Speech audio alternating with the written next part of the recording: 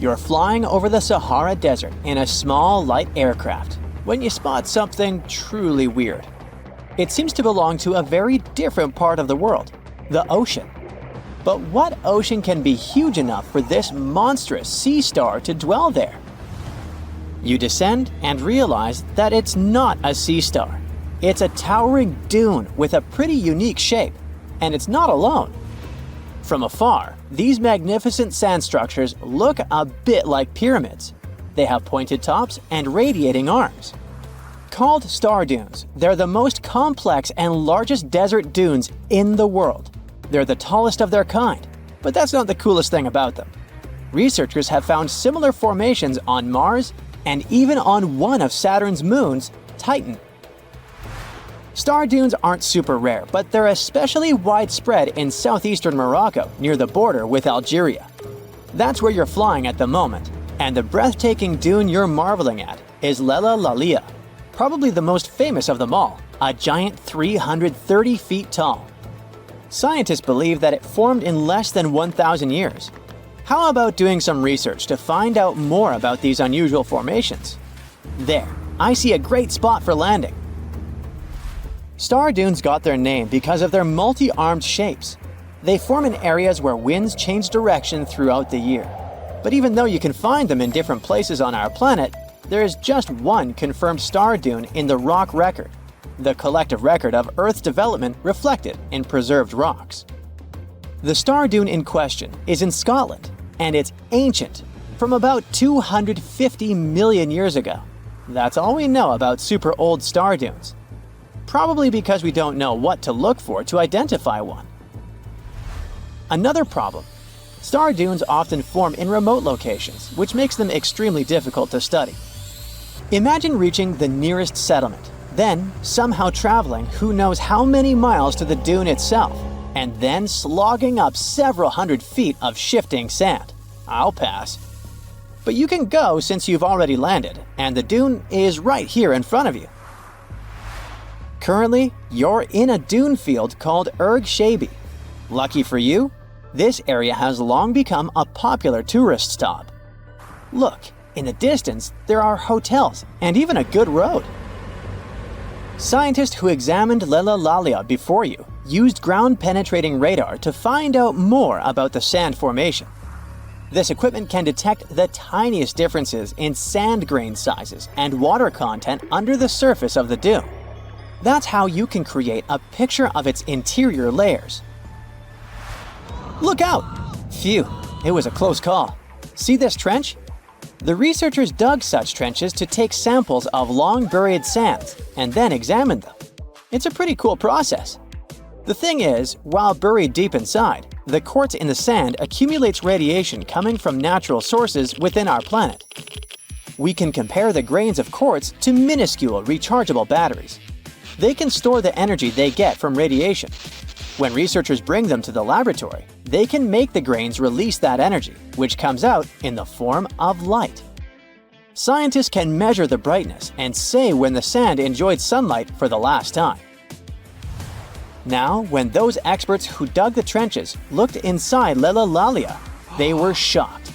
The enormous formation turned out to be very young, for a dune, of course.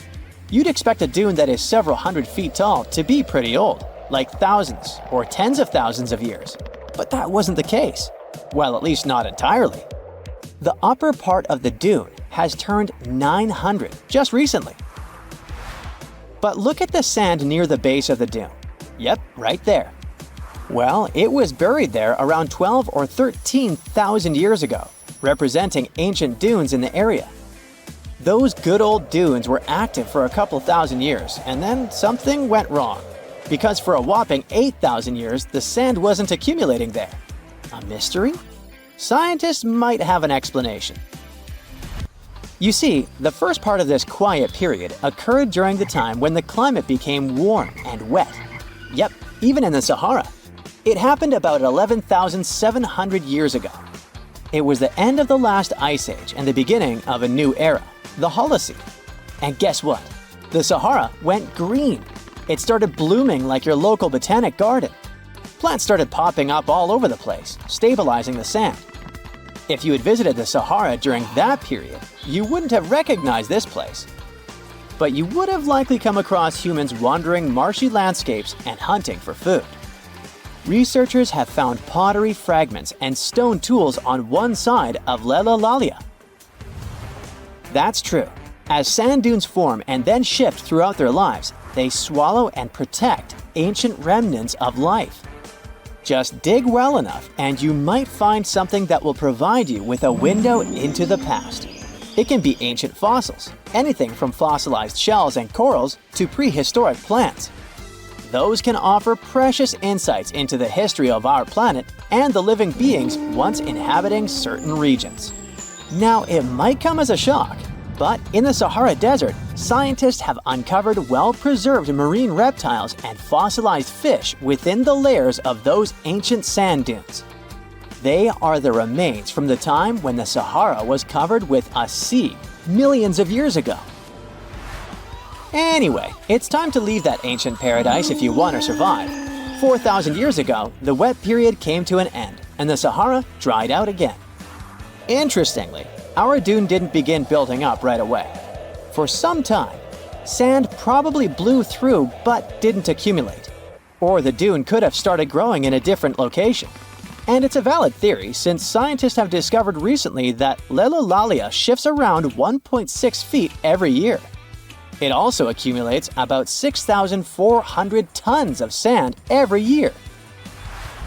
Now, if you've been inspired by your dune trip and are now eager to explore more of them, I've got some unpleasant news for you.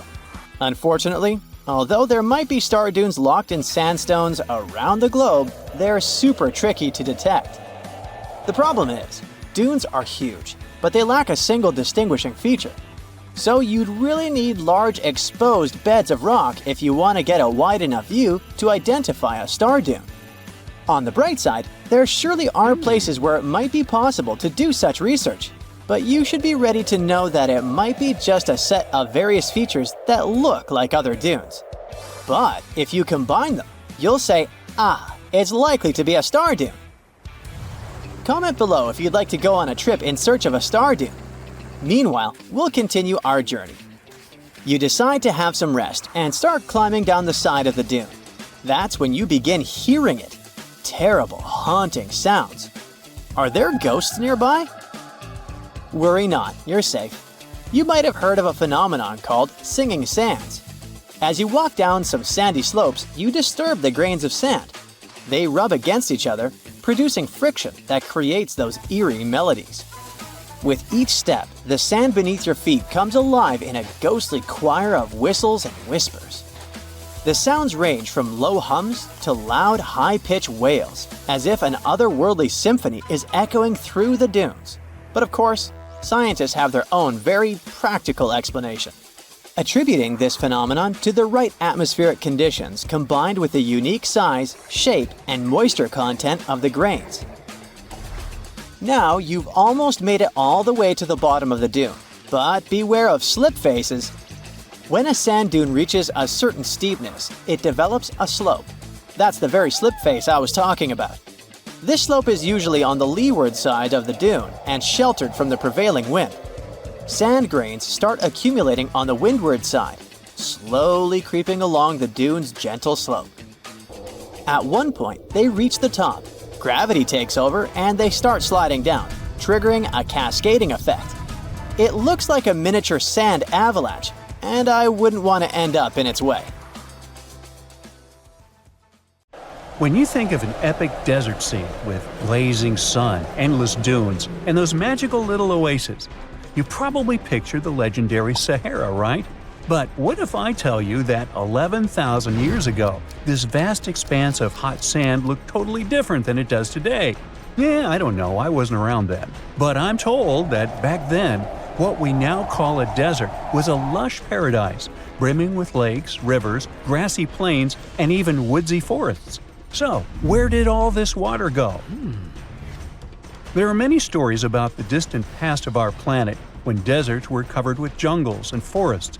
And then something happened, like changing climates or colossal earthquakes, and it all turned green lands into dunes. But how about a theory that Sahara became a desert because of humans and goats. The Sahara has seen its fair share of wet and dry drama throughout the ages, mostly thanks to little shifts in Earth's orbital tilt, causing variations in how much solar radiation hits the atmosphere. There were even times called the African humid periods, when the rain would pour in and transform the dry landscape into a bright green haven. But between 8,000 and 4,500 years ago, something really funky happened to this region. Certain areas went from humid to dry way too fast to explain it by just orbital changes. In the blink of an eye, the lush Sahara turned into the Sahara we know today. Now, if you ask scientists why it happened, they will tell you, "Oh, it's just poor parameterization of the data." Bet you didn't get it, did you? What? Well, right, let me translate it from scientific to common human. It means they really don't know the answer themselves, and they got a bunch of missing puzzle pieces. But as scientists sifted through ancient dirt and pollen samples, they spotted a quirky trend. Wherever there were pastoralists, also known as humans with their domesticated animals, the plant life seemed to shift. It was as if every time humans and their furry friends meandered through the greenery, they turned it into scrub and desert right behind them. Oops. Yep, chances are that by overgrazing, humans were sapping moisture out of the atmosphere, since plants give off moisture, which helps make clouds and making things even sunnier, leading to a quicker end of the humid vibes. Plus, our ancestors may have been getting a little too cozy with fire for land management, further speeding up the desert takeover. Anyway, scientists are sure that this lush Sahara would have turned back into desert eventually, even if humans hadn't shown up, thanks to Earth's natural rhythms. So there's no need to pin this abrupt change solely on humans. It could simply be about nature getting feedback from vegetation and dust cycles. It's difficult to determine what caused these changes, as it's all interconnected. During the last humid period, the Sahara was filled with hunter-gatherers. As things got a little drier, they started herding animals for food. The weather pushed people to herd cattle. It's also possible that grazing sped up the landscape degradation. So, which came first, the chicken or the egg? Or in this case, the human or the cow? It's tough to tell with the evidence we have now. Now today, it's safe to say that water is no longer that big of a problem in the Sahara, even though it's a huge desert and the times of lush forests there are long gone. But technology's got us covered. For example, the Nubian Sandstone Aquifer System, the biggest underground water stash on the planet. It's nestled beneath the Sahara Desert's eastern edge and stretches across 4 northeastern African countries – Sudan, Chad, Libya, and Egypt, covering a whopping 770,000 square miles and holding around 36,000 square miles of groundwater. Just look at the pipes transported when it was being built. It's the world's largest irrigation project. No wonder it's feasible to thrive in the Sahara today. But imagine thriving in the Sahara Desert with just one water source. Sounds like a tough gig, right? But the ancient Garamantes did just that, surviving and even thriving for nearly 1,000 years without monsoons or rivers flowing to their desert paradise. These clever folks were the trendsetters of urban life in the sands, and even the Romans couldn't help but notice their genius. While many thought they were just desert-dwelling savages, the Garamantes were busy building an empire in one of the toughest climates on Earth. But how did they do that? Well, they got crafty and dug a whole bunch of underground tunnels to tap into a massive sandstone aquifer. They were literally squeezing every drop of life from under the dunes. But recently, research showed that the Garamantes weren't just hardworking, they were pretty lucky too. The Garamantes had an underground aquifer that brought water up to a hill where they built over 500 fogaras, which are irrigation systems, some stretching as long as 2.5 miles. It was like sipping water through a straw, which let them irrigate their crops for nearly a century, especially since even a little rain would help recharge the system. But eventually, due to rain insufficiency, the aquifer ran low, and reaching it again would have meant digging more tunnels and relying on more people. That's a tough problem, considering these people were in the middle of food and water shortages. Guess I don't need to tell you what happened to the Garamantes, do I? The fall of the Garamentian culture might be linked to several factors. It may have been due to climate changes, or they may have simply used their water resources too much. Back in the day, the Sahara Desert was actually fertile agricultural land, thanks in part to the cool irrigation system the Garamentians created. But since fossil water isn't something you can replenish over time, the groundwater levels dropped pretty low. This likely played a big role in the kingdom's decline by the late 7th century CE. That sounds like someone who hit a lottery jackpot, used up all the money, and went back to their original, not-so-cool job once the bank account got fully drained. Oh, by the way, even if the Garamantes left some secret wisdom messages for us, the chances are we'll never get what they wanted to tell us. Nobody really knows what language they used, and their texts are nearly indecipherable to us today. But let's go back to the Green Sahara. So it transformed into a desert about 4,500 years ago. But today, we can understand how people lived in those times in the Sahara thanks to natural parks in Africa that have the ultimate outdoor art gallery. There are well over 15,000 ancient paintings and carvings depicting everyday life from around 11,000 years ago. However, if the carvings aren't enough for you and you feel like visiting an actual green desert, all you have to do is book a flight to California.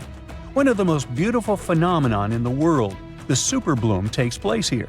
Look at all these colors: orange, green, pink. It's a miracle. Wildflowers bloom right in the middle of a hot desert after several years of rainfall in dry places. It's such a bright and colorful landscape that superblooms can be seen from space. This rare phenomenon can be observed in other arid places and deserts in western and southern Africa, Western Australia, and Chile. In all these places, the weather is very hot and dry in summer. Mild humid air comes in winter, and this is the ideal environment for mass flowering. Flower seeds that lie in desert sands can wait for decades before starting to produce flowers. When the hot sun destroys all the weeds and grass, and the rainfall becomes enough to moisten the soil, the seeds are kind of like, well, okay, now it's our turn to play a big game. And then hundreds of thousands of tourists come to take photos and post these beautiful pictures on social media. And this, unfortunately, is one of the main dangers for flowers. Therefore, if you find yourself in a place like this, don't pick the flowers and don't trample on them. Stay on the path, don't litter. Take only pictures and leave only footprints. You get it? Good. You're flying over the Sahara Desert in a small, light aircraft when you spot something truly weird. It seems to belong to a very different part of the world, the ocean. But what ocean can be huge enough for this monstrous sea star to dwell there? You descend and realize that it's not a sea star. It's a towering dune with a pretty unique shape, and it's not alone. From afar, these magnificent sand structures look a bit like pyramids. They have pointed tops and radiating arms. Called star dunes, they're the most complex and largest desert dunes in the world. They're the tallest of their kind, but that's not the coolest thing about them. Researchers have found similar formations on Mars and even on one of Saturn's moons, Titan. Star dunes aren't super rare, but they're especially widespread in southeastern Morocco near the border with Algeria. That's where you're flying at the moment, and the breathtaking dune you're marveling at is Lela Lalia, probably the most famous of them all, a giant 330 feet tall. Scientists believe that it formed in less than 1,000 years. How about doing some research to find out more about these unusual formations? There, I see a great spot for landing. Star dunes got their name because of their multi-armed shapes. They form in areas where winds change direction throughout the year. But even though you can find them in different places on our planet, there is just one confirmed star dune in the rock record, the collective record of Earth's development reflected in preserved rocks. The star dune in question is in Scotland, and it's ancient, from about 250 million years ago. That's all we know about super old star dunes. Probably because we don't know what to look for to identify one. Another problem: star dunes often form in remote locations, which makes them extremely difficult to study. Imagine reaching the nearest settlement, then somehow traveling who knows how many miles to the dune itself, and then slogging up several hundred feet of shifting sand. I'll pass. But you can go since you've already landed, and the dune is right here in front of you. Currently, you're in a dune field called Erg Shabi. Lucky for you, this area has long become a popular tourist stop. Look, in the distance, there are hotels and even a good road. Scientists who examined Lella Lalia before you used ground-penetrating radar to find out more about the sand formation. This equipment can detect the tiniest differences in sand grain sizes and water content under the surface of the dune. That's how you can create a picture of its interior layers. Look out! Phew, it was a close call. See this trench? The researchers dug such trenches to take samples of long-buried sands and then examined them. It's a pretty cool process. The thing is, while buried deep inside, the quartz in the sand accumulates radiation coming from natural sources within our planet. We can compare the grains of quartz to minuscule rechargeable batteries. They can store the energy they get from radiation. When researchers bring them to the laboratory, they can make the grains release that energy, which comes out in the form of light. Scientists can measure the brightness and say when the sand enjoyed sunlight for the last time. Now, when those experts who dug the trenches looked inside Lella Lalia, they were shocked. The enormous formation turned out to be very young, for a dune, of course. You'd expect a dune that is several hundred feet tall to be pretty old, like thousands or tens of thousands of years. But that wasn't the case. Well, at least not entirely. The upper part of the dune has turned 900 just recently. But look at the sand near the base of the dune. Yep, right there. Well, it was buried there around 12 or 13,000 years ago, representing ancient dunes in the area. Those good old dunes were active for a couple thousand years, and then something went wrong. Because for a whopping 8,000 years, the sand wasn't accumulating there. A mystery? Scientists might have an explanation. You see, the first part of this quiet period occurred during the time when the climate became warm and wet. Yep, even in the Sahara. It happened about 11,700 years ago. It was the end of the last ice age and the beginning of a new era, the Holocene. And guess what? The Sahara went green. It started blooming like your local botanic garden. Plants started popping up all over the place, stabilizing the sand. If you had visited the Sahara during that period, you wouldn't have recognized this place. But you would have likely come across humans wandering marshy landscapes and hunting for food. Researchers have found pottery fragments and stone tools on one side of Lella Lalia. That's true. As sand dunes form and then shift throughout their lives, they swallow and protect ancient remnants of life. Just dig well enough and you might find something that will provide you with a window into the past. It can be ancient fossils, anything from fossilized shells and corals to prehistoric plants. Those can offer precious insights into the history of our planet and the living beings once inhabiting certain regions. Now, it might come as a shock, but in the Sahara Desert, scientists have uncovered well-preserved marine reptiles and fossilized fish within the layers of those ancient sand dunes. They are the remains from the time when the Sahara was covered with a sea millions of years ago. Anyway, it's time to leave that ancient paradise if you want to survive. 4,000 years ago, the wet period came to an end, and the Sahara dried out again. Interestingly, our dune didn't begin building up right away. For some time, sand probably blew through but didn't accumulate. Or the dune could have started growing in a different location. And it's a valid theory since scientists have discovered recently that Lella Lalia shifts around 1.6 feet every year. It also accumulates about 6,400 tons of sand every year. Now, if you've been inspired by your dune trip and are now eager to explore more of them, I've got some unpleasant news for you.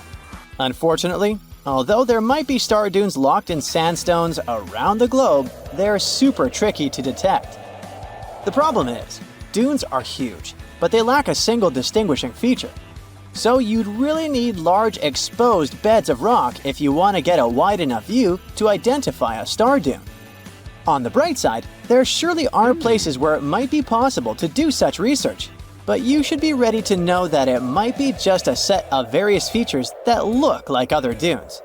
But if you combine them, you'll say, ah, it's likely to be a star dune. Comment below if you'd like to go on a trip in search of a star dune. Meanwhile, we'll continue our journey. You decide to have some rest and start climbing down the side of the dune. That's when you begin hearing it. Terrible, haunting sounds. Are there ghosts nearby? Worry not, you're safe. You might have heard of a phenomenon called singing sands. As you walk down some sandy slopes, you disturb the grains of sand. They rub against each other, producing friction that creates those eerie melodies. With each step, the sand beneath your feet comes alive in a ghostly choir of whistles and whispers. The sounds range from low hums to loud, high-pitched wails, as if an otherworldly symphony is echoing through the dunes. But of course, scientists have their own very practical explanation, attributing this phenomenon to the right atmospheric conditions combined with the unique size, shape, and moisture content of the grains. Now you've almost made it all the way to the bottom of the dune, but beware of slip faces. When a sand dune reaches a certain steepness, it develops a slope. That's the very slip face I was talking about. This slope is usually on the leeward side of the dune and sheltered from the prevailing wind. Sand grains start accumulating on the windward side, slowly creeping along the dune's gentle slope.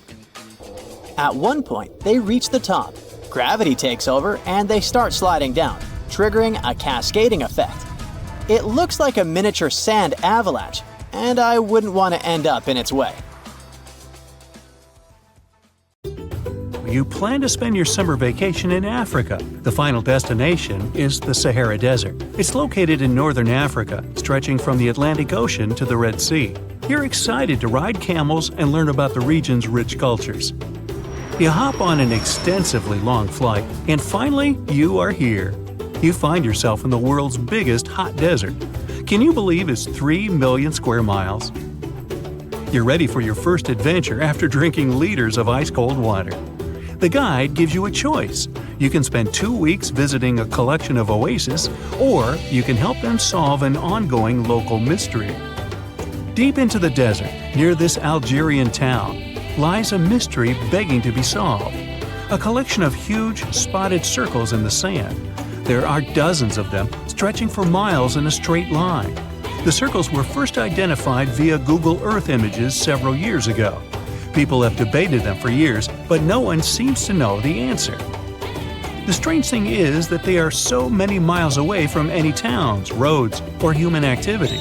The quickest way to discover the truth behind the circles is asking questions. You grab your notebook and set out to talk to locals. Everyone is helpful in this scenario: geographers, anthropologists, elders, and historians. The first person you talk to is a map expert. You need to understand if those circles were authentic or a satellite glitch. You end up interviewing the people who take Google Earth satellite pictures. The circles are really there. They appear in multiple pictures from many years. Then, let's understand why they are there in the first place. After 2 days of interviews, you have your first lead. The circles could be the result of oil activity. Experts explained why this would make sense. Algeria is a rich area for natural resources, so this would be a sensible guess. Usually, to find out if there is anything worth extracting, companies would undertake seismic surveys. Seismic surveys are a way of analyzing the Earth's surface by sending shock waves into the ground. Depending on how these waves bounce back, you'll know what is located there. A special vehicle could have marked the soil that way. So, did we unravel the mystery? Not quite so. As you know, the Sahara Desert is one of the driest areas on the planet. The average high temperatures in summer are over 104 degrees Fahrenheit. To survive there, people need to find ways of accessing water. So, these circles could be a kind of ruin or leftovers from ancient water wells. Again, I'd say this is a sensible guess. Ready for some fact-checking? Some anthropologists agree that these circles could be ancient fogueras. Fagara is the name of a 2,500-year-old style of irrigation system, usually found in northern Africa. It is also known as a qanat in other places in northern Africa. Locals would dig a deep well at an elevated point, deep enough to tap into underground water. They would then dig parallel shafts at regular distances. Then they would dig an underground channel that connected the city to the well. Solely with the help of gravity, water would run from the well to the city. This traditional technology provided water for crops, livestock, and humans. Now, let's say these wells made human-made oases possible. Even the closest municipality name was an indication that this could be true. The name Fagharet es Oya is actually named after Faghares, these ancient wells. Now, this lead was proving to be very accurate. You decide to travel over there to see for yourself. You take a local bus, sit back, and enjoy the ride. The landscape in northern Algeria is filled with ancient-looking towns. You even see ruins of wells along the way, on the outskirts of smaller cities. Opening Google satellite images, you can see the qanat's markings on the ground, a series of holes running down several miles. But as soon as you arrive, you find out you were wrong. Dale Lightfoot, one of the world's leading experts on qanats, said that the circles were definitely not qanats. Even the satellite images confirm this difference. Uh-oh, we were so close! Apparently, qanats or fagharas would not run down a straight line. They wouldn't be shaped like circles. Another clue that this wasn't the case was that there were no towns at the end.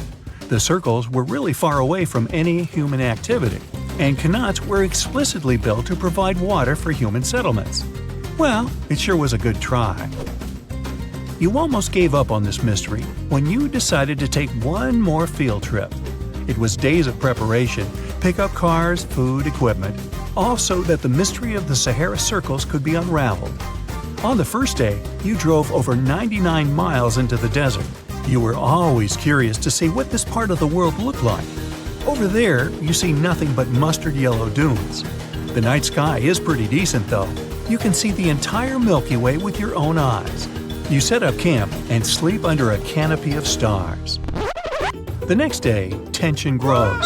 There's no cell reception. Oh dear. But thankfully, you added the coordinates of the circles to your Google map. And surprise, the offline mode works out there.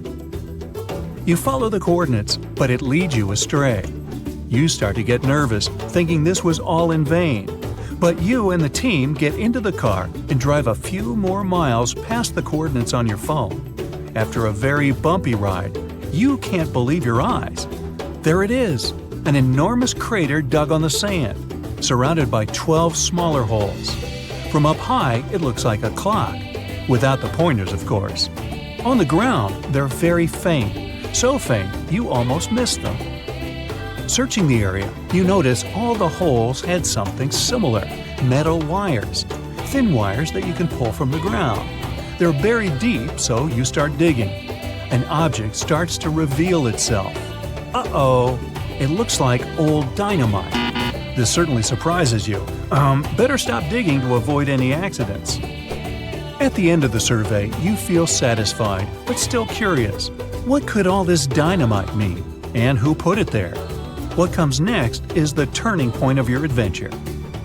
Walking back to the car, you see something shining on the ground. You approach the item with curiosity. It's round and rusty and looks like a sardine can.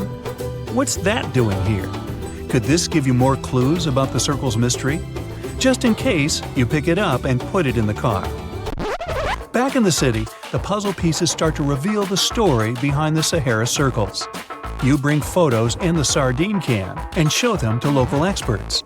They analyze your material and give you an intriguing verdict. As it turns out, guess number 1 was the closest one to the truth. So, what happened to the first guess? Why do we need to keep digging deeper? Well, because it was only half right. The Sahara Circles are not a historical footprint of seismic surveying. Back when the circles were made, this technology didn't even exist. But they sure are related to oil exploration. The dynamite-filled holes were an old method for oil searching.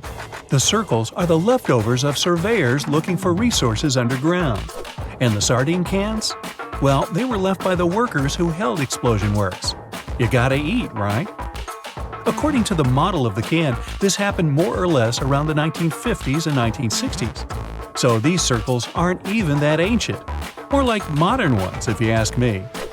Well. Hope you are glad you tagged along and helped unravel this mystery. See you in the next mystery-solving adventure. So, the Sahara Desert is so big that it covers 8% of the world's territory. It's bigger than the USA or China. Surprisingly, the Sahara is not the largest desert in the world. It is the third largest, behind Antarctica and the Arctic. But it is definitely the hottest one. Temperatures there reach 136 degrees Fahrenheit. This place has some of the most incredible sand dunes you've ever seen, towering up to 1,476 feet. But here's the kicker. There's a real risk that these dunes might continue to spread until they cover the entire world. Surprisingly, the influence of the Sahara Desert extends far beyond its borders. Its dust, carried by powerful winds, makes its way to the UK and across the European continent, particularly in winter.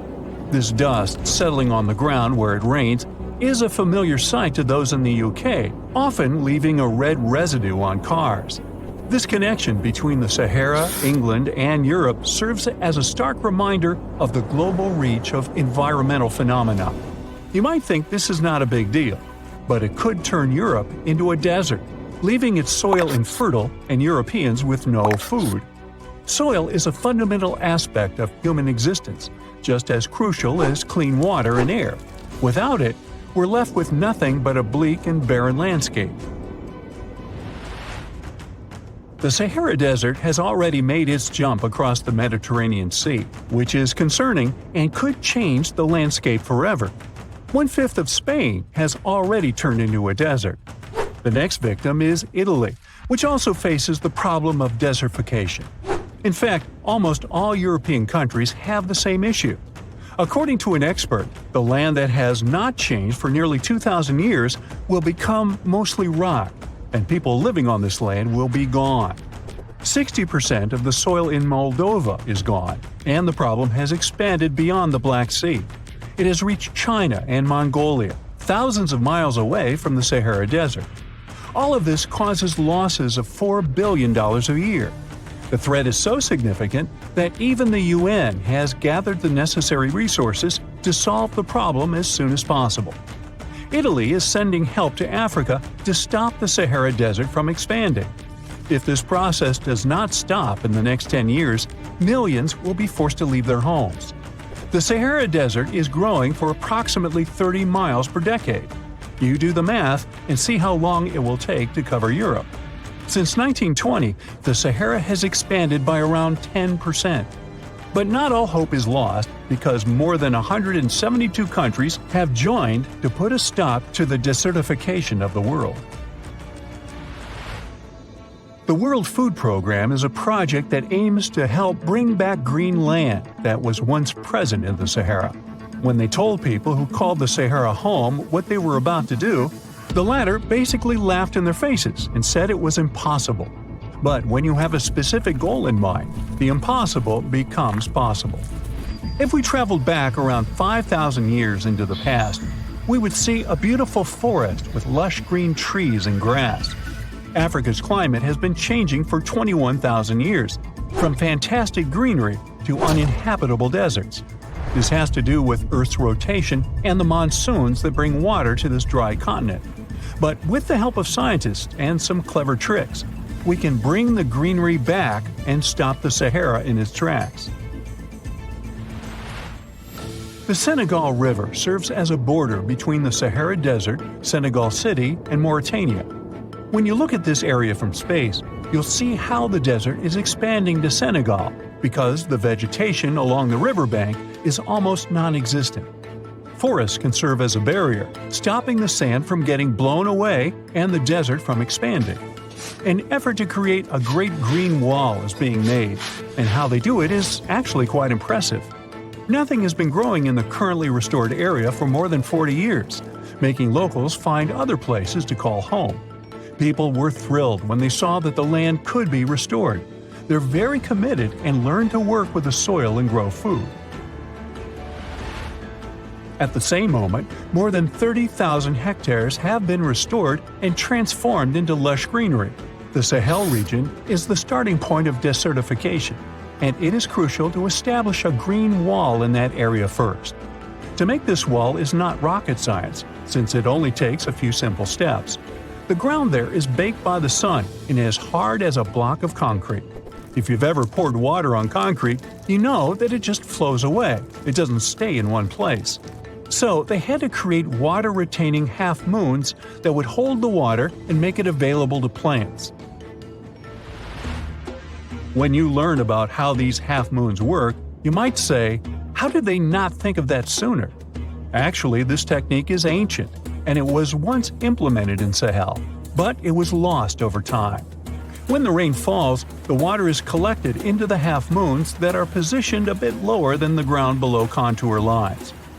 There is also a kind of bank at the end of the shape that prevents water from overflowing.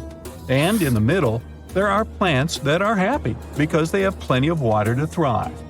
Also, it's essential to grow native plants that are kind of used to harsh conditions, like sorghum and millet. These plants have been surviving there for thousands of years and produce a good amount of biomass, which means the land can be rehabilitated faster and people will have food sooner. The water that will enter the half-moons won't be lost. It will penetrate the ground and top off underground waters. This will ensure the ground that H2O will never run out and that future generations will have usable aqua. This brilliant planting technique is not limited to half-moons. People also create lines and plant various vegetables, such as tomatoes. Next, there are places only for trees, like lemons or oranges. After a long hot day, nothing is better than a freshly made cold lemonade. The trees will also protect the soil, and with some luck, there will be a new forest in the Sahara Desert. The goal is to copy the forest dynamic. Start with small plants and gradually expand to bigger plants that are more useful than the tiny ones. They are aiming to plant more than 10,000 trees. Right now, many people are leaving the Sahara after the rainy season, going to cities or leaving Africa altogether. At this time of year, villages are like ghost towns. Only animals can be found there. Most people are gone. I mean, who would blame them? Nobody wants to live in the sand where nothing grows. Luckily, with all this new, old technology being developed, many people are slowly but surely returning to their land and starting to work in agriculture. The best thing is that there are no brutal winters, so plants grow 12 months a year, and people can always have food. People are becoming more social because now everybody stays in their villages and doesn't travel much. If this project works out, Africa will be saved, and the world won't turn into a giant desert. Mirror check. You've got your beige parka on, your chisel is packed, and your overnight plane ride to Saudi Arabia is booked. You know what this means, right? Unfortunately, you weren't cast in the remake of Dune. It just means that you're ready to go explore the world's largest desert areas in the hopes of uncovering prehistoric secrets about our ancestors. Let's get one thing straight. If you ever thought that deserts were empty spaces, think again. They might be filled with sand as far as the eye can see, but they also hold a lot of history, you know, because before humans settled down in cities and towns, we were nomadic people, and we traveled all around the globe looking for food, water, and shelter. So we had to come up with some interesting stuff to survive. Like this thing that was found in the desert of Saudi Arabia. Do you have any idea what this could have been? Over many years, scientists have discussed the origins and use of huge structures such as these ones. It seems our Neolithic ancestors were way smarter than we gave them credit for. They didn't spend all their hours around the fire carving weapons out of stone. No, they were also practicing their architectural skills. These huge stone structures are called desert kites, because if you look at them from a distance, well, they sort of look like kites. Archaeologists have arrived at the consensus that these kites were used to lure animals in. This way, It would make it easier for our ancestors to guarantee their week's food. But that's not all. Take a look at these monolithic structures right here. They show us that our ancestors probably drew on rocks, the blueprint of what they were going to build on the ground. Just like modern-day architects, desert kites could be miles long, so they drew out a plan before actually building them. The most surprising feature of all is that these kites were built even before things such as Stonehenge. We're talking around 7,000 to 9,000 years ago. Over the last decade, scientists have been able to identify over 6,000 desert kites spread across the Middle East and West and Central Asia. If you don't think this huge, try building something this large without the help of any drones. It looks like a pretty difficult feat to me. And apparently, Saudi Arabia's desert is filled with more amazing things. Scientists have found mysterious stone structures that are older than the pyramids of Giza in Egypt. So of course, you can't wait to go check that out. Can we all agree that carrying around heavy rocks to build a pyramid without the help of modern technology sounds absurd? I mean, how on earth did they do it?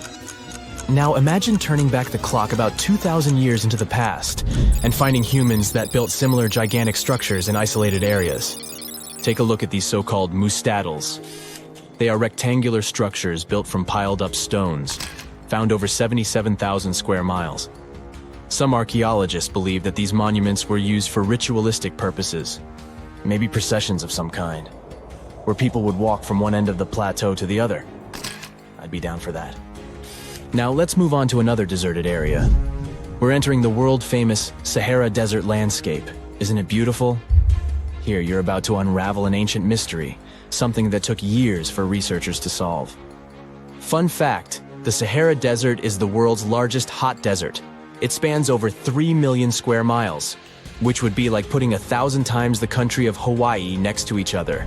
We say it's the largest hot desert because the world's largest desert area is Antarctica. But we all know temperatures over there are freezing, not the typical image of when we think of a desert.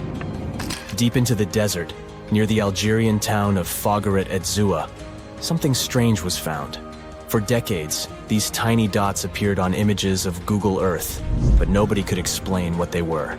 Some scientists were sure that these circles are the result of oil activity in the region. Others guessed that these were ancient fogeras or ancient water wells. There are dozens of them, stretching for miles and miles in a straight line. The strange thing is that they are always far away from any town, road, or human activity in general. So what was or is their purpose? If you had to take a guess, what would you say? Remember we talked about how our ancestors had to be creative in order to survive in the desert? Let's try to walk in their shoes for a minute. Imagine you're a nomadic hunter-gatherer living in a desert area. You spend your days basking in the hot sun, trying to count all the grains of sand around you. But you also need to eat and drink water. But how on earth do you get water in a desert? Sure, you can hope to keep running into oasis every week or so, but that seems a bit risky, doesn't it? That's why North African people invented the so-called fogeras. The fogeras are a 2,500-year-old irrigation system. Locals would dig deep wells in elevated areas, wells deep enough to tap into underground water. Then, they would dig parallel shafts at regular distances. This way, the water would flow from the main well down into all the shafts and irrigate entire areas. Travelers could stop by the shafts and quench their thirst. They could also raise livestock and tend to crops. Pretty clever, huh? As much as these holes did look like fogaras, a little bit of research would show you that they're not. You see, these shafts were built in a line, and not in a circular shape like the ones we're looking at now. So maybe it has something to do with the second option? Maybe these desert holes were related to oil activity in the region? Let's have a look at the holes up close and personal. From Google Earth, they don't seem that big, but in real life, they are huge craters. The tip to uncovering what they are is hidden beneath the sand. If you were one of the researchers originally uncovering the truth behind this mystery, you would have found something unique hidden in the sand. Old dynamites and vintage sardine cans. Putting the pieces of the puzzle together, scientists found that these sardine cans were a model from the 1950s and 1960s. It seems that entire teams from that decade would camp out while they surveyed the area for oil. And what about the dynamites? These were used for seismic surveying. This is an old technique, used to identify if there is oil and gas beneath the Earth's surface.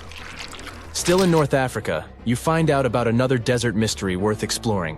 Near the city of Tiaret, southwest of Algeria's capital, one runs into 13 peculiar monuments. These structures are also called jedars, and yes, I am aware of how much that may sound like a Star Wars reference. They are pyramid-like in their shapes, and as far as scientists know, they were used as final resting places for the people who lived in the region. Can you guess who these were? Most likely the Berber nomads. And since we're talking about ancient stuff, they were probably built between the 4th and 7th centuries CE. Once scientists began to explore the insides of these monuments, they found they were pretty big inside. They found large underground vaults, chambers, and labyrinth-like corridors that gave way to over 20 compartments.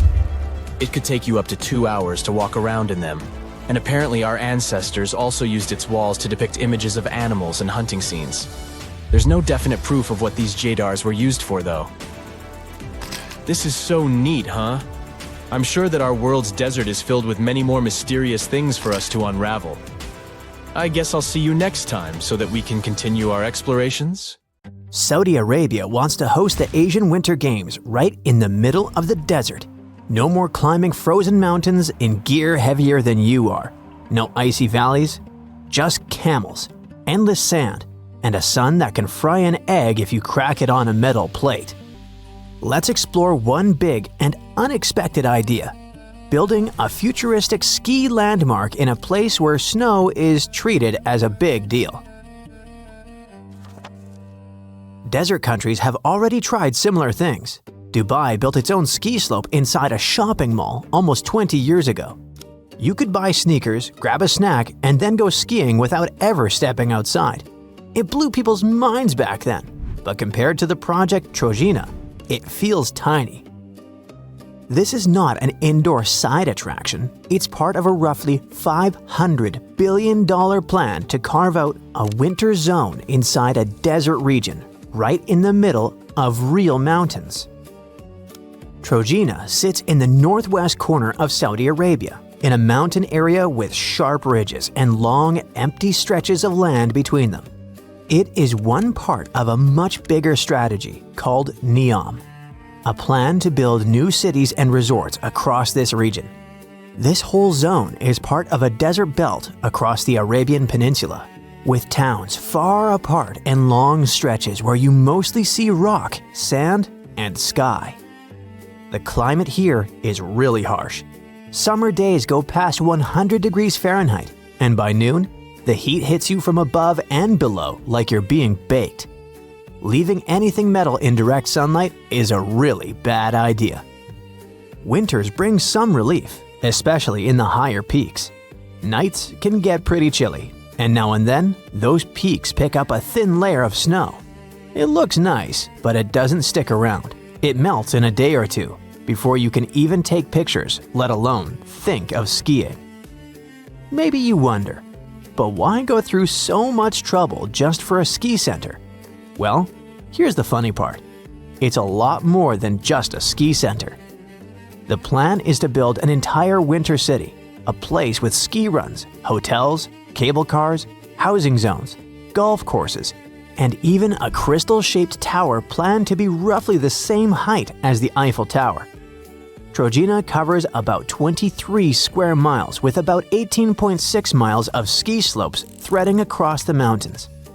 The whole idea is to turn Trojena into a one-of-a-kind attraction that people put on their must-visit list. You ski in the morning, hike in the afternoon, and spend the day by a huge artificial lake. That lake is supposed to be the main attraction of the resort, held in place by 3 giant dams. Building something like that on desert rock is tough. The ground can shift and leak, so everything has to be sealed and reinforced before the lake can even exist. But even if they build the entire complex, there's still a detail they can't ignore. This place doesn't get enough natural snow for any of it to work, not even close. That's why the entire project has to rely on machines or some advanced technology to produce most of the snow. Snow machines help by blowing cold air into the air, where it turns into tiny ice bits that cover the slopes.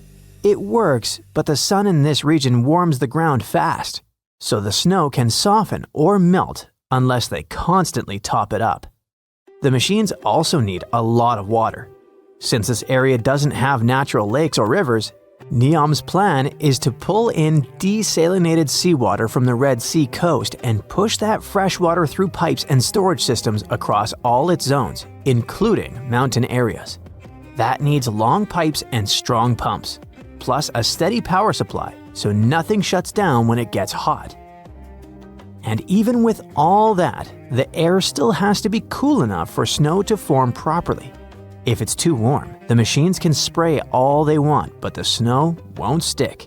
So engineers have to study the slopes and figure out which parts stay cooler and which parts heat up too fast. All of this takes a huge amount of electricity, and Trojena is supposed to get its power from NEOM's renewable energy system, which includes solar, wind, and stored energy.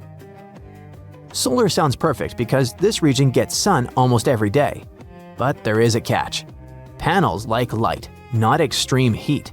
When they get too hot, they produce less power, and that could happen right when the snow machines need steady energy the most. So the same sun that makes this place perfect for solar power can also make the panels lazier at the worst possible moment. All of this shows the basic plan, but how to sync everything in unpredictable heat is making engineers work overtime. And that challenge starts with the ground they're building on. Shifting soil or rock can delay progress or force redesigns. Then there's the problem of distance. The site is pretty far from major cities, so hauling materials to Trojena means dragging heavy equipment across miles of empty desert. Even with better roads, moving materials can still drag things down.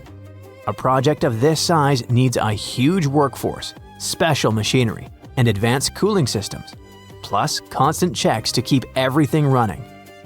Even with a massive budget, unexpected issues can pile up, so we have already seen slowdowns in other parts of NEOM. So Trojena could face the same problems. None of this means the project cannot succeed. It only shows how complicated it is to build something this big in a place that is not naturally made for what they're trying to create. When you put all the pieces together, it becomes clear why Trojena may be one of the most ambitious proposals ever. But what about some other engineering wonders that didn't seem possible at first? The Three Gorges Dam in China is one of those ideas that makes you pause and gasp. It stretches more than 7,500 feet across the Yangtze River and stands taller than the Statue of Liberty.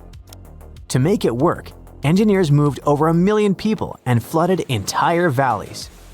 When it finally started running, it became the largest hydroelectric power source in the world, sending electricity to millions of homes and helping protect cities downstream from dangerous floods. Another example is the Hong Kong-Zhuhai-Macau Bridge.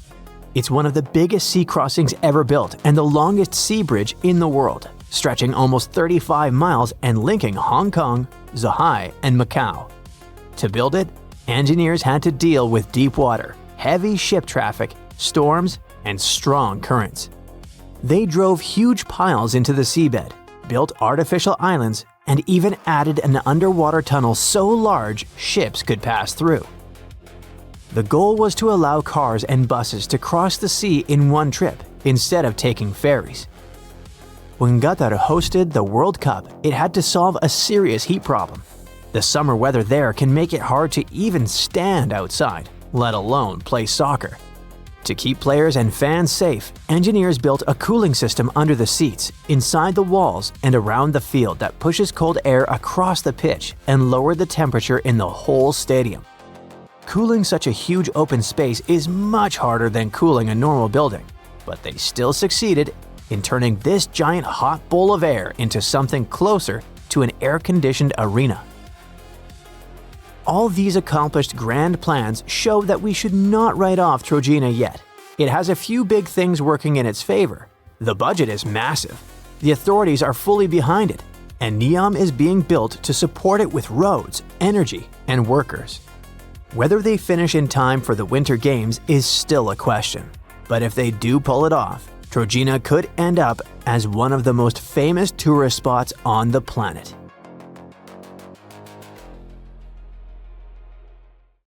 Whew! This summer has been turning up the heat like never before. We feel like roasted marshmallows on a sizzling grill.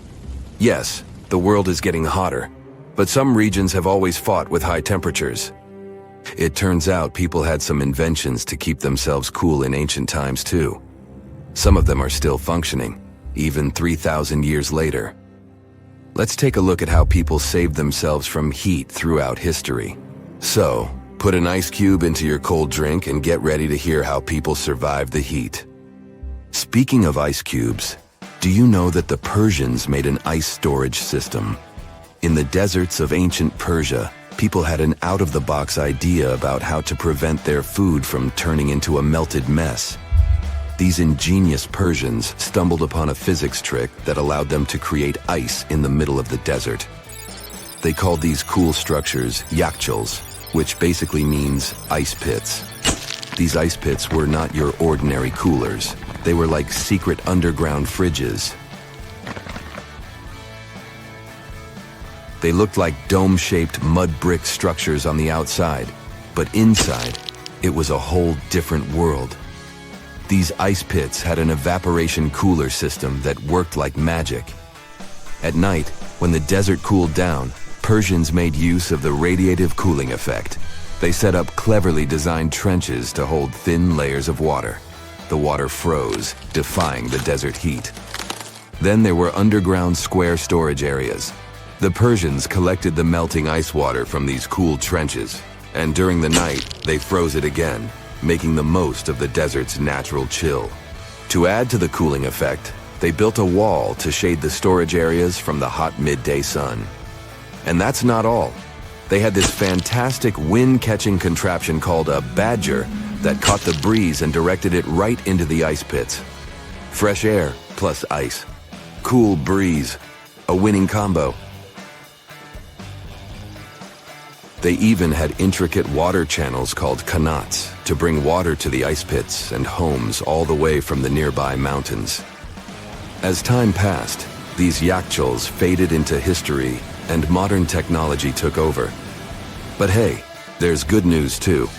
Some awesome folks in Iran are restoring these ancient coolers. So, if you ever find yourself in the desert, don't forget to pay a visit to these marvelous places and witness the genius of the ancient Persians firsthand. Now, I want to focus more on the wind catchers because they don't just help make ice cubes. They actually function as a cooling system as well. Back in the day, those clever architectural wonders were all the rage in places like Persia, modern-day Iran, Egypt, and the Middle East. Imagine tower-like structures with openings at various levels strategically placed to harness the power of nature's breeze. These openings were like magical portals for the wind. They captured those refreshing gusts and guided them right into people's living spaces. Basically, they were natural air conditioners. The breeze would gracefully flow downward, cooling the ground as it danced through the building. The secret sauce lies in the details. The tower's height, the number of sides, the openings, and the positioning of the interior blades. Everything plays its role in how efficiently the wind towers work out. Thanks to these wind catchers, ancient societies could enjoy comfy indoor temperatures without sweating. Can you imagine living in those times? Feeling the gentle breeze whisking through your home, keeping you feeling fresh and chilled out? The Persians are often credited for inventing these awesome wind catchers. But hey, don't forget about Egypt. There, you can find traces of similar structures dating all the way back to 1300 BCE.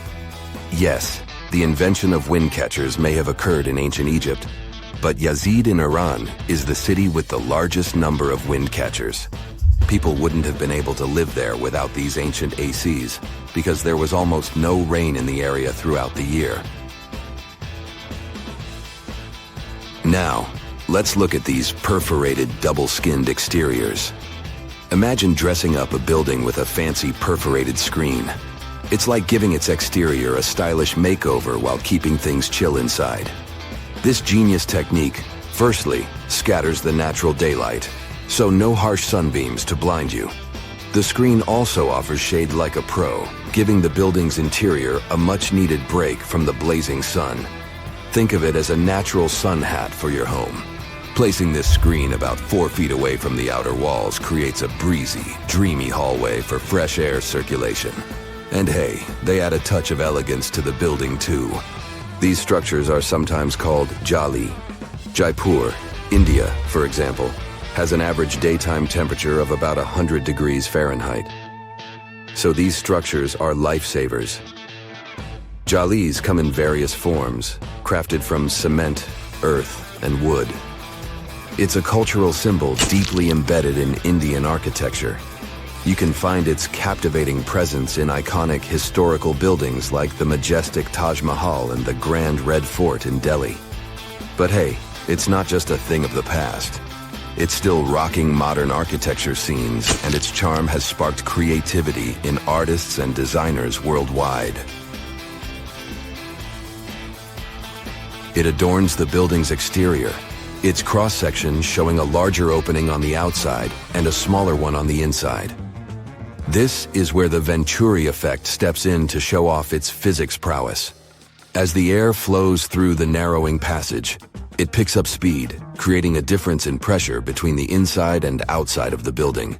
Air blowing at a higher speed gets compressed, and when released, it cools down. Mashrabia is a wooden lattice or screen used in the Middle East and North Africa. These decorative wonders are like window blinds, but they do more than just look pretty. They're smart too.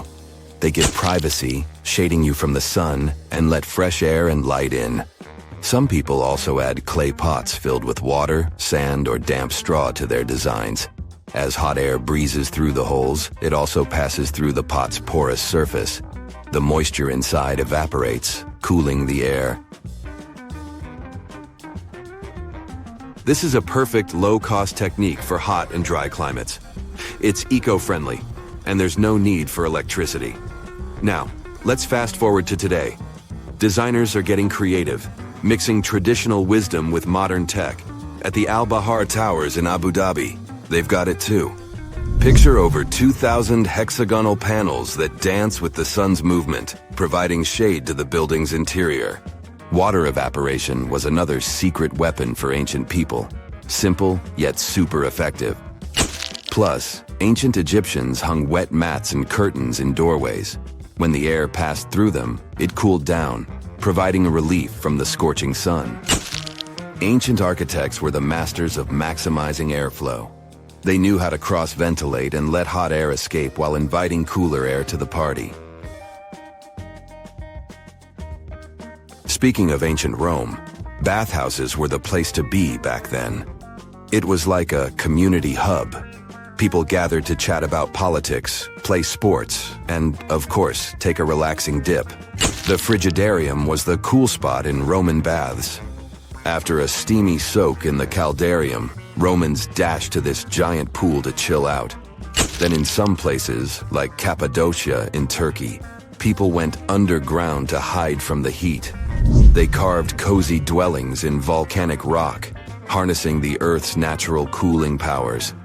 So the lesson here is simple. Architects and designers can create wonders by combining local traditions with smart tech. California's Death Valley boasts the highest officially registered temperature to date, with 134 degrees Fahrenheit in 1913. Meanwhile, Africa's sweltering record stands at 131 degrees Fahrenheit in Kebili, Tunisia, as noted in 1931. In Europe, the highest temperature ever documented reached almost 120 degrees Fahrenheit in Sicily in August 2021. Then, in 2022, the UK had the hottest summer of all time. You're walking along a hot desert under the scorching sun. You run out of supplies. There's no more water. You dream about rain, but there are no clouds in the sky. With each step, you lose more and more strength and fall. You notice a small pond nearby. Is it real water or just a mirage? You can't get to your feet, so you crawl there. The water is getting closer by the minute, but not because you're moving towards it. It's the water approaching you. In a few minutes, the pond area increases. Here, you're already in it. A small lake is formed, 60 feet deep, at the place where the piece of desert was. This real event happened in 2014 in the Tunisian desert. No one knows exactly on what day the lake appeared, since this part of the south of Tunisia is sparsely populated. At first, shepherds passing by saw the lake and didn't believe their eyes. In the next few hours, hundreds of locals came running to the place. They began to swim, jumping into the water from the surrounding rocks. But a few days later, something strange happened to the lake. In the beginning, it was a crystal clear turquoise blue color, but then it turned dark green. People didn't attach any importance to this and continued to swim. They shouldn't have done that. The scientists and geologists arrived and immediately announced that it wasn't safe to swim in the lake. Muddy green water means the lake is stagnating. It's not refreshed, it's not fed by underground springs. Now the lake is filled with algae and a lot of harmful bacteria that can cause serious diseases. They also found out that this region of Tunisia is filled with huge deposits of phosphate. This substance can disintegrate and leave radioactive traces. The lake can be carcinogenic, toxic, and hazardous for any living organism. But people didn't worry about this too much. They walk in the middle of the desert, while the sun heats the air to 104 degrees Fahrenheit. Most of them are unlikely to refuse to jump into cool water, despite the warnings of scientists. Until now, no one knows exactly the reason for the appearance of the lake. Some scientists believe the lake was formed because of heavy rains. The lake is surrounded by rocks and is located inside a canyon. The water could just accumulate after each storm. Some geologists think an earthquake was the cause of the lake. A small seismic activity provoked the rupture of the Earth's rock above the water table, and through this hole, all the water splashed out. And if this theory is correct, then the lake can be pulled back underground through cracks. This is the same as when you pull the plug out of a drain hole in a filled bathtub. Any small earthquake is like pulling the plug out. Therefore, if you find yourself in these places, don't swim in this radioactive lake. We're going to the Caribbean Islands region. Among the clear blue sea, you can find a unique lake. It's located on one of the paradisiacal islands. You may not even notice the lake right away. The entire territory may seem like a huge concrete platform, but the main thing is not to step on its surface. Pitch Lake is a lake filled not with water, but with liquid asphalt. This is the largest asphalt deposit in the world. Steam is coming from all over the lake as it's hot. The depth of this lake is 250 feet. An entire passenger Boeing could fit there in an upright position. The lake is not fully studied, but scientists believe there's a deep fault in the Earth's crust under it. A huge amount of oil seeps through it. It passes through various chemical compounds and turns it into the asphalt. According to rough estimates, there are about 10 million tons of hot material inside this place. Theoretically, no life can exist in such conditions, but scientists have discovered a colony of microbes. Somehow, these creatures have learned to survive here. This also suggests that life outside of our planet may exist. The largest moon of Saturn, Titan, has many hydrocarbon lakes on the surface. And if the simplest forms of life appeared among a million tons of molten asphalt here on Earth, then nothing prevents them from appearing on Titan. We're going to Indonesia, to the island of Java. You need to climb a large volcano to see the next phenomenon. The volcano is overgrown with grass and trees, but it doesn't seem to be sleeping. Smoke is pouring out of its mouth. You climb to the top and see a clear lake instead of boiling magma. The blue sky is reflected in its bright turquoise surface. But don't try to jump there. This lake is filled with acid. The magma inside volcanoes comes from the deep bowels of the Earth's crust. The incandescent liquid consists of many molten metals and chemical compounds, and the lake is filled with particles of these metals.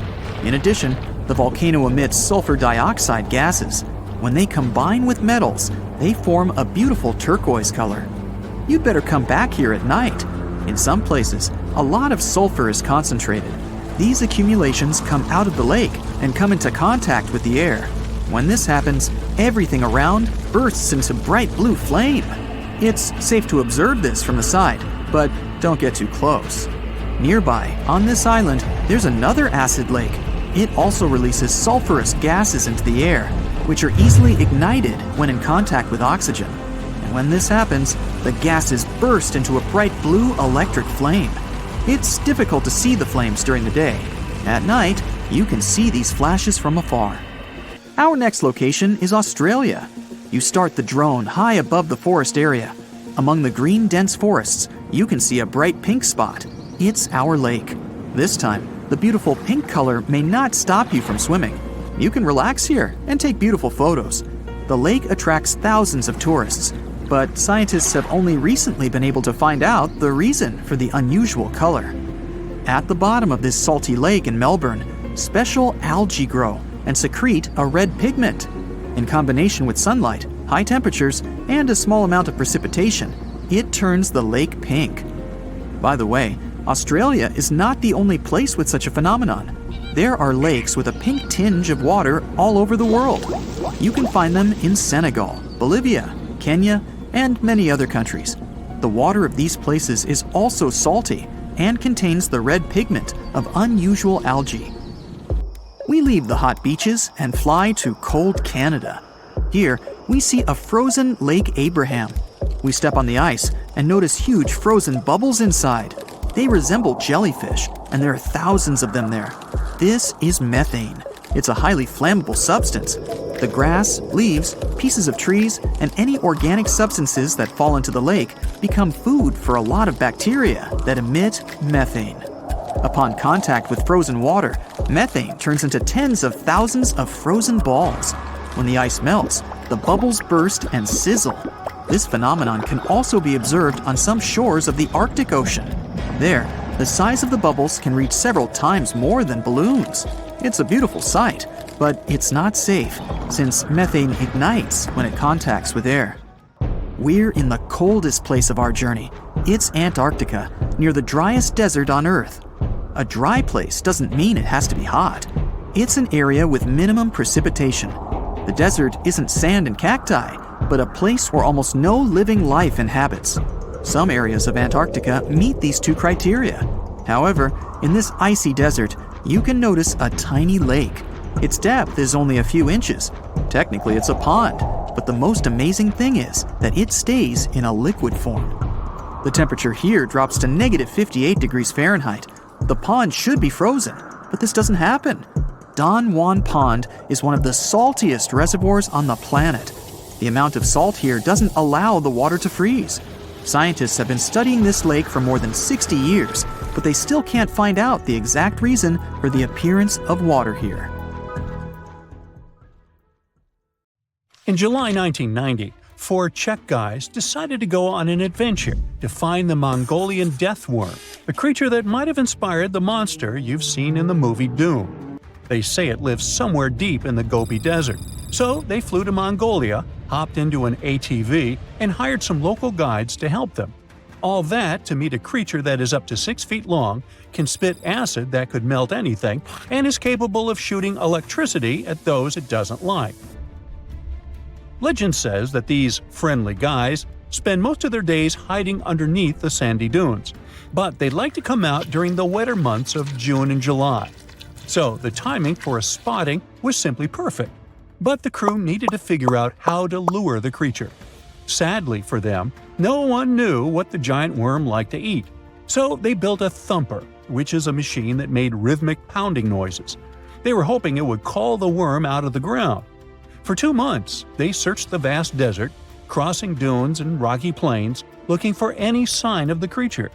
But alas, it didn't really work out. Ivan McCurley, who was the leader of the 1990 expedition, came back to Gobi Desert again. He once tried to attract the megaworm with blasts, and the second time he used a small airplane to scout the dunes. Over the years, groups from America, Britain, and New Zealand organized big expeditions to the Gobi Desert to try and find the creature. Many others came from all around the world on their own and found nothing.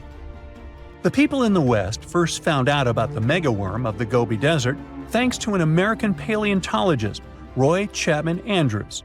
This brave man was probably the inspiration for Indiana Jones. In 1926, He wrote about the creature in his book. At a meeting with Mongolian leaders, Andrews heard detailed descriptions of the creature, even though none of them had ever seen it themselves. One of them described it as looking like a sausage, about 2 feet long, with no head or legs. According to him, the worm was so venomous that just touching it could instantly take your life, and it lived in the loneliest parts of the Gobi Desert. Andrews didn't think the creature was real, but he shared these stories again in another book. In May 2005, 4 friends from Great Britain who search for monsters professionally decided to try their luck. They made drawings of the worm and hired local people to hand out flyers all over the Gobi Desert. These flyers offered a reward to anyone who could give information about the worm or even bring them a specimen. They thought loud sounds that other explorers tried would scare the beast away.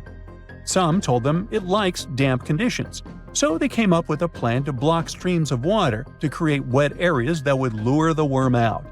Their plan didn't work because it was too hard to build dams in the desert. They ended up using small traps, but didn't find any actual proof that the worm existed. But they did meet locals who shared interesting stories about strange creatures they had seen over 70 years. Over the years, stories of the monster spread around the world. In some of them, it's only 1 foot long. In others, it's as large as a human. It's white-gray or scaly and brown, or maybe fleshy and bright red. Someone said it resembled a snake, or maybe a caterpillar, or maybe it has wings and can fly. And some believe it could be a supernatural evil being without a body. Maybe the stories are so different, and the search operations are so fruitless because the creature doesn't even exist. Or it could be one of many cryptids.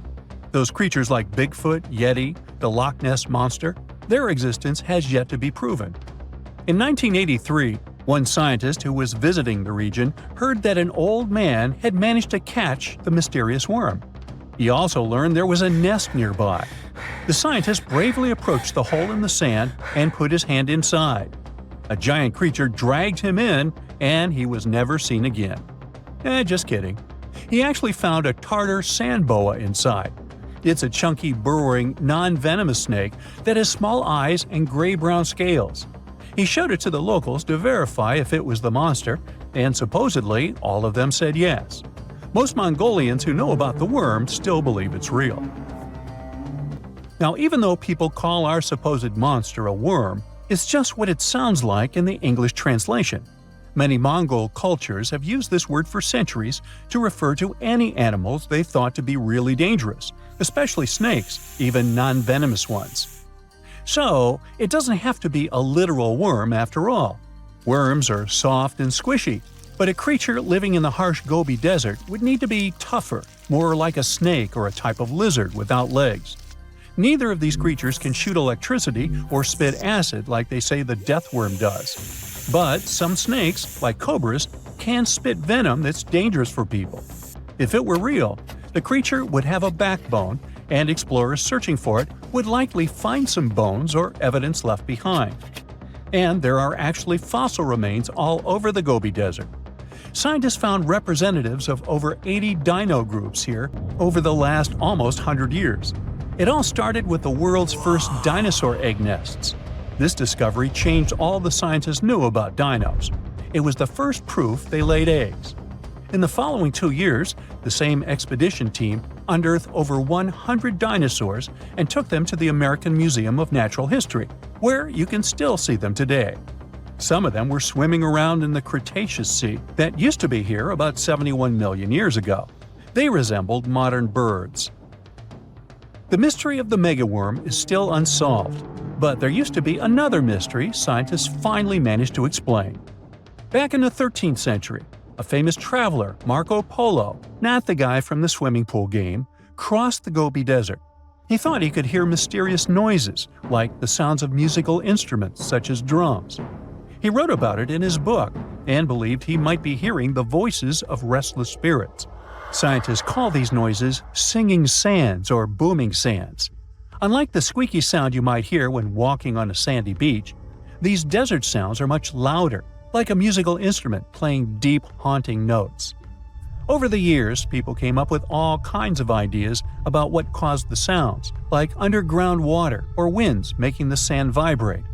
Not all dunes can do this, and scientists wanted to figure out why. Sometimes the winds might cause a small avalanche on the side of a dune, and then you can hear the magical sound start. But this is rare. So, to study it, scientists had to help the dunes sing.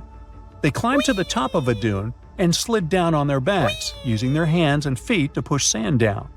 As the sand tumbled, the sound started softly and got louder. They could even feel the vibrations with their hands. So they found out that for a dune to sing, a few special things need to happen. The grains of sand must be the right shape. The dune has to be big, and the sand must be very dry, so no singing after it rains. Inside the dune, there's a hard layer of packed sand that acts like a giant speaker. This layer bounces the sound waves back and forth, makes the noise louder and louder, and creates a haunting melody that can fill the desert air. In other words, the dunes can play tunes. Yeah, sorry, I couldn't help myself with that one. Something strange is happening in Egypt's desert. Giant, mysterious green circles are popping up everywhere, hundreds of them. And then you've got dozens of canals and roads connecting into something that looks like a river. But it's not exactly that. This is the ambitious New Delta project, and it has one controversial goal: to flood the desert. It's easy to see why. More than 90% of Egypt is desert, miles and miles of sand dunes and dry land under scorching heat. Almost nothing can grow there. So today, there are basically only two areas where Egypt can grow large amounts of food: the Nile Valley and the Nile Delta. Together, they cover only about 5% of the country's land, but their crops feed about 99% of Egyptians, and that's becoming a real problem because Egypt's population keeps growing. By 2050, estimates say their population will grow by about 40 million people, reaching nearly 160 million. The Nile Valley and the Nile Delta just won't be enough to handle that kind of demand. See the problem here, right? The population is growing, people need more food, but most of the country is desert and there's not much room for new farms. So what can they do? The easy solution is the same one you use when your fridge is empty. You order in. Egypt does that too. They buy huge amounts of food from other countries. But importing food is expensive and time-consuming. So they need to create more space for farms. And they need it fast. That's where the New Delta project comes in. This is a massive agricultural plan meant to turn parts of the desert into green fields. The idea is to move water and farming west of the Nile. And if it works, it could expand Egypt's farmland by about 15%. Sounds great on paper, right? But in reality, this plan comes with a lot of controversy. Their idea is to create an artificial river right in the middle of the desert, about 70 miles long. To make it work, they're building tons of roads and canals to support it. And those strange green circles I mentioned earlier are irrigation systems. They pull water up from wells or pipelines, then slowly spin around and spray water in a big circle over the crops. Okay, so we've got this huge artificial river being built in the middle of the desert, but where is all that water coming from? Well, it comes from three main sources. The first, and by far the biggest, is treated wastewater. They take used water, the kind that goes down sinks and toilets in our homes, for example, and clean it up so it can be used safely again. To do that, they had to build a modern treatment plant in El Hammam, a town in Egypt's northern coast west of Alexandria. Its construction was completed in 2023, and it's absolutely massive. It's so big that it now holds the world record as the largest wastewater treatment plant in the world.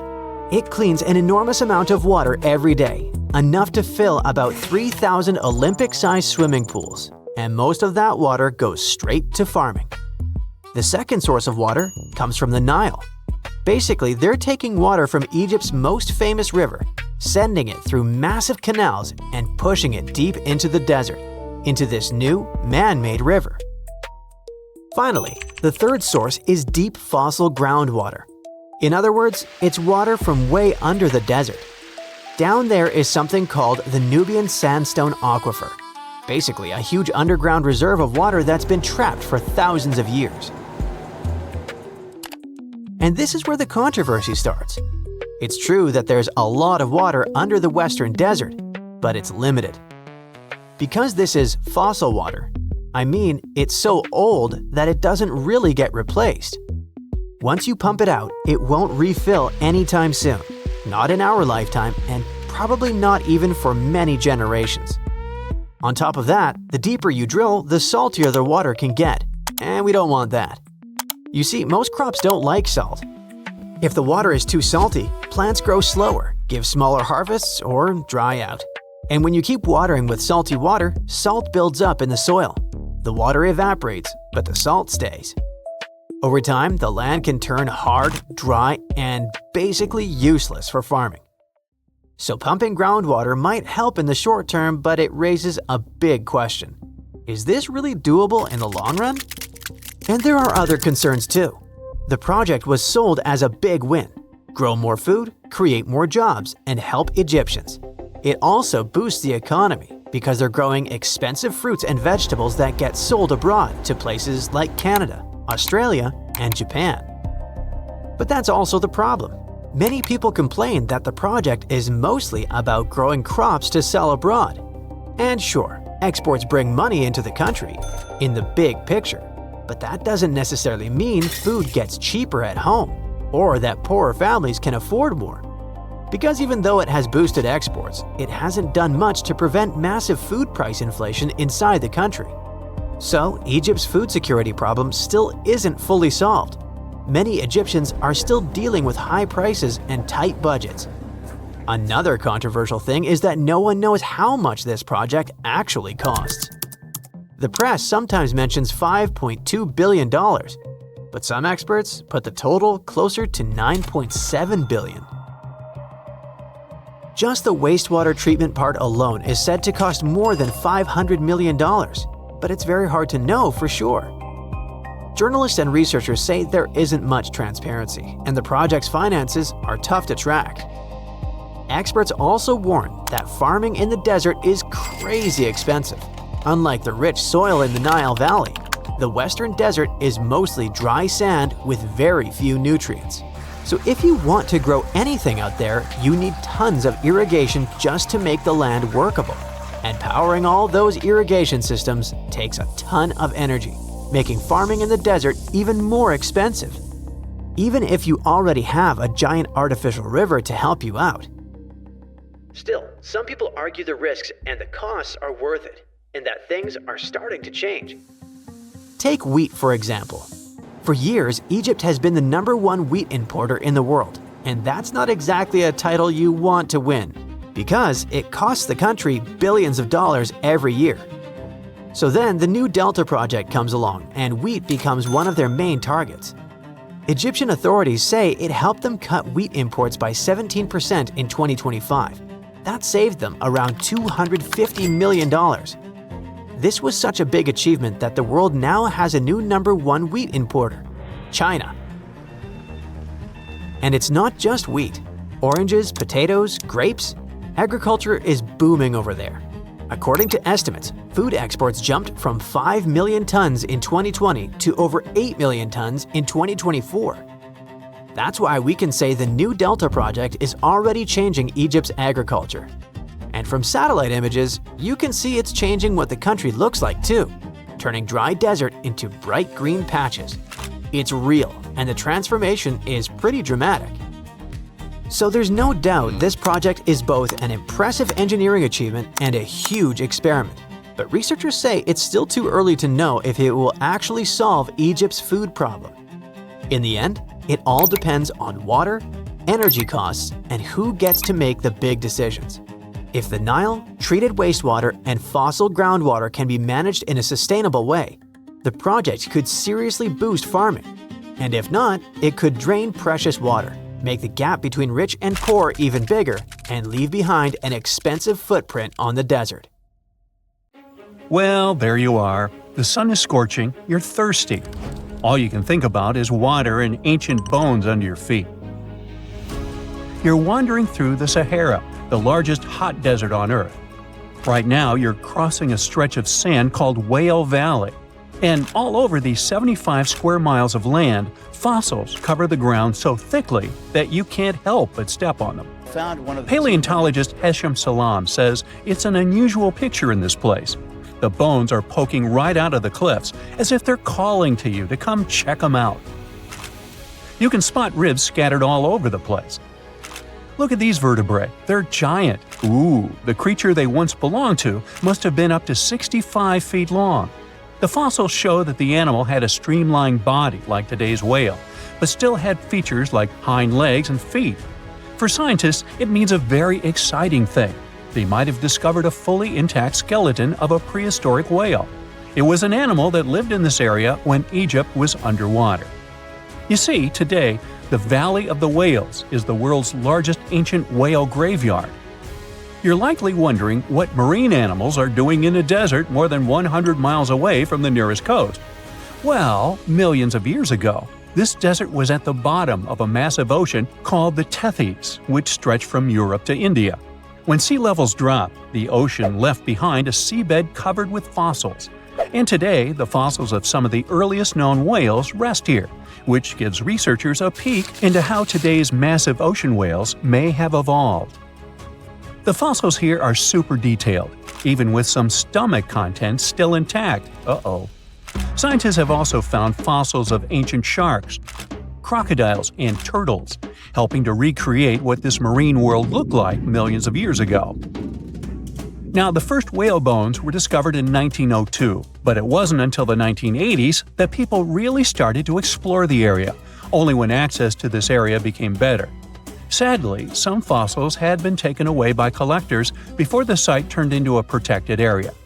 Most of the fossils are just under the surface, slowly revealed by erosion. Whale Valley gives us an amazing glimpse into millions of years of ancient coastal marine life.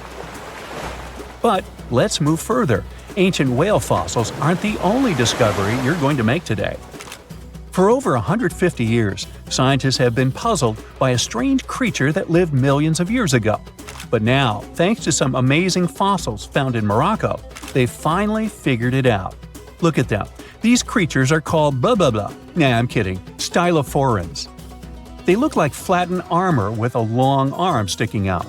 Researchers discovered these creatures in 2014 and were shocked. The fossils dated back around 478 million years. They found around 450 specimens, and to their surprise, some even had soft tissues preserved, which is super rare. Before this, they only knew stylophorans from their hard parts. Originally, scientists thought these creatures were good old echinoderms, animals like sea urchins and starfish. But new discoveries prove that they had a core body and feeding arm similar to modern starfish, complete with a water vascular system to help them move and eat. This finding ends a long debate about where stylophorans fit in the animal family tree. Now we know they're related to echinoderms, but are more advanced because they don't have the typical 5-ray symmetry. Ooh, come here and look at this giant fossil. It was found in the Sahara and gave scientists new insights into the Spinosaurus, the largest carnivorous dinosaur we know about. These 95 million-year-old remains also confirm that it was the first known swimming dinosaur. The Spinosaurus had flat paddle-like feet and nostrils on the top of its crocodile-like head, perfect for staying underwater. It was a pretty weird dinosaur with a long neck, trunk, tail, and a 7-foot sail on its back, so it must have spent a lot of time in the water. At over 50 feet long, Spinosaurus might have been even larger than T-Rex.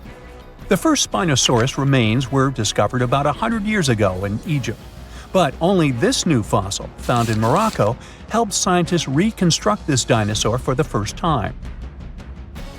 Researchers paid attention to the creature's shorter hind limbs and wide claws. These features point to adaptations for life in the water. Its snout and dense bones also suggest it was a swimmer, while its spiked tail likely attracted mates. Hey, good looking, come here often? And here's another astonishing find made in Tunisia, the remains of Machimosaurus rex. Now, so far it's believed to be the biggest crocodile ever. This ancient croc was about 32 feet long and weighed around 66,000 pounds. It was a top predator around 130 million years ago, and its skull was over 5 feet long. Now, this discovery is a big deal because it shows that these crocs stuck around longer than we thought. Before this, scientists believed that they disappeared during a minor extinction event between the Jurassic and Cretaceous periods. Now, let's go back to the fact that the Sahara was once underwater, and some of the largest sea creatures ever lived there. A study published in the Bulletin of the American Museum of Natural History speaks about an ancient body of water called the Trans-Saharan Seaway. It existed between 150 million years ago, covering parts of Western Africa. Scientists spent 2 decades trying to recreate this prehistoric underwater world. They found it was warm and shallow, home to some pretty terrifying creatures, including 5-foot-long catfish and 40-foot-long sea snakes. Yikes!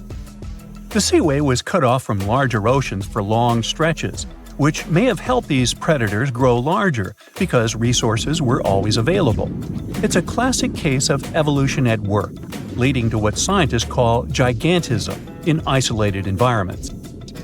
But all that water didn't just disappear with no trace. Under the sands of the Sahara, scientists have discovered a massive ancient lake, which they're calling a megalake. Makes sense? This lake formed around 250,000 years ago when the Nile River flooded the eastern Sahara.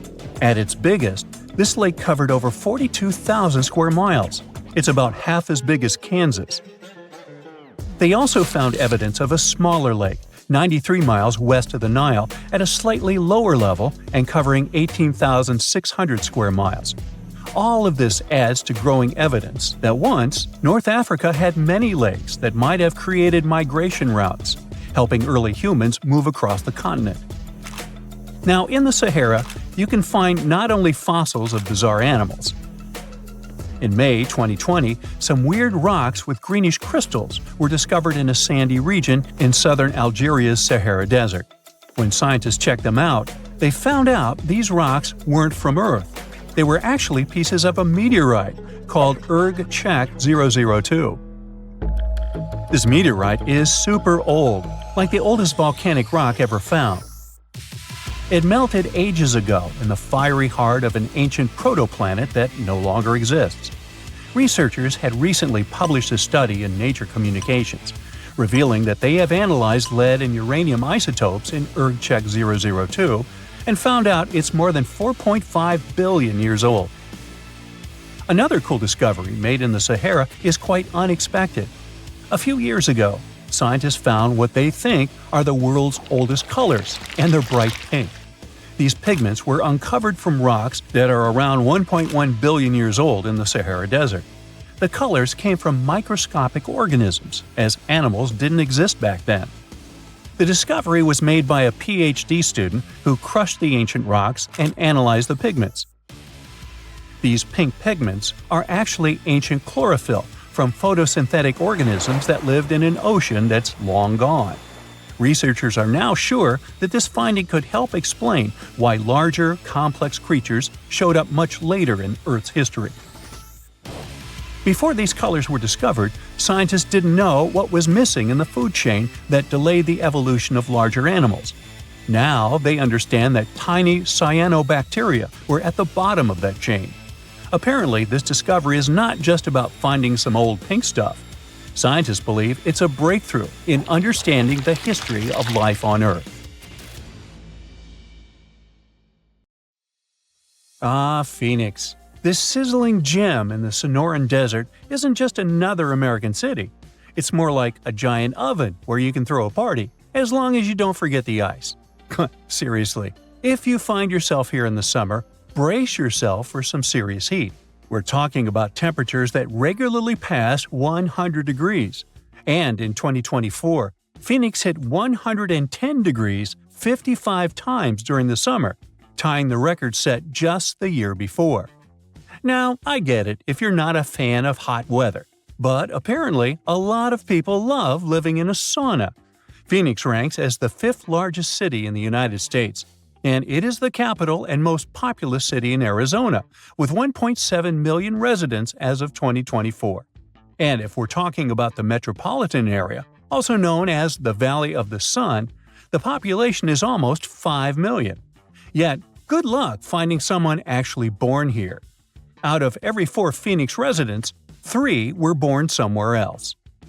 Believe it or not, Phoenix wasn't always this bustling, crowded place. It became one. A few decades ago, it was just a sleepy little dot on the map. Back in the 1940s, the population was around 65,000. It wasn't even close to cracking the top 100 list of the largest U.S. cities. Now, at that time, Phoenix was mostly an agricultural hub, and its economy revolved around what they called the 5 C's: cotton, citrus, cattle, climate, and copper. But things really started to change in the 1950s thanks to one life-changing invention. Drumroll please? The air conditioner. Actually, it was the portable version that came out in 1945, created by an American inventor named Robert Sherman. Phoenix residents owe a lot to Robert for making life bearable during scorching summers. Before AC, people in Phoenix would literally move their beds outside and build sleeping porches. They'd protect that kind of outdoorsy space with light curtains or some kind of net to keep the dust and bugs out. Fun. Anyway, the point is that the air conditioner played a big part in making Phoenix an easier place to live. Since the 1940s, this city in Arizona has transformed from a dusty little town into a sprawling urban jungle, and it's still one of the top 10 fastest-growing metro areas in the U.S. The best part is, it looks like that won't change anytime soon, since this 519-square-mile metropolis is surrounded by rolling desert, with plenty of room to keep growing as far as the eye can see. So, who's dropping everything to move to Phoenix? Well, Californians are the city's biggest fans. According to a recent survey, a third of all new renters moving to Phoenix come from Los Angeles. Okay, that survey might not be the most reliable since it only applies to the source's clients, but it does line up with U.S. Census Bureau data from 2019, which says that 70,000 Californians moved to Arizona in the previous year. The connection between Phoenix and LA is so strong that some people even call Phoenix the next LA. You've got to give Phoenix credit for capitalizing on its proximity to Southern California. The city offers lower taxes, fewer regulations, and lower costs of living, which makes it a magnet for businesses, especially in high-tech and service industries. So, in the 90s, Phoenix was considered a non-stop generator of jobs. In the last few years, we've seen the number of jobs only go up, and the unemployment rate has dropped by nearly half, going from 6.3 in January 2014 to 3.4 in the same month in 2024. Now, when it comes to big city problems, you can't avoid talking about traffic. But here's another reason why Phoenix is a dream city. It doesn't even come close to the traffic nightmares you find in places like LA. Estimates show that people in Los Angeles waste about 119 hours a year just sitting in traffic. But in Phoenix, it's more like 61 hours. Huge difference, huh? And let's not even start talking about the money people waste just sitting in traffic. In LA, drivers burn through about $2,440 worth of gas per year. In Phoenix, they waste 25 gallons of fuel, which ends up costing about $952. Yeah, that's still a lot of cash, but compared to LA, come on, that's a steal. Phoenix being okay in terms of traffic might have a lot to do with how the city was designed. Just take a look at a map of Phoenix. You'll notice it looks like someone took a ruler and drew perfectly straight lines for the roads. That's because the city was laid out in a grid system. This setup makes it so much easier to get around, especially compared to cities full of confusing twists, U-turns, and one-way streets. It just simplifies things, whether you're a local or a tourist. Plus, Phoenix has nice wide streets. Most cities have one major road and a bunch of narrow streets that just can't handle heavy traffic.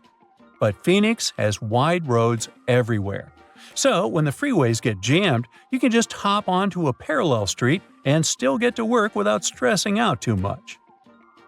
When you look at all the job opportunities and the relatively smooth traffic, it's no wonder people are willing to put up with the heat and move to Phoenix. But don't get it twisted, the heat is no joke. It is really, really hot and sunny out there. We're talking about 300 days of sunshine on average, or about 85% daylight hours per year. But once again, Phoenix has made the best of it. And all that constant sunshine has turned Phoenix into one of the top solar energy cities in the country. Now, you may be wondering, a city in the middle of the desert with barely any rain, do they actually have enough water? Well, they do.